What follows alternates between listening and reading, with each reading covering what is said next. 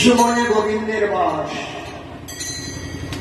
এর ভেতরে কিন্তু হিংসা, নিন্দা, কুটিনাটি কোনো কিছু নেই। আমরা হাত তালি দিতে লজ্জা লেগেছে। এই বাচ্চাটাকে কি আমি বলেছি না বুঝেন তো? আপনারা বলুন না, এর কি সেই জ্ঞান আছে? সেই বুদ্ধি তো এখনো হয়নি।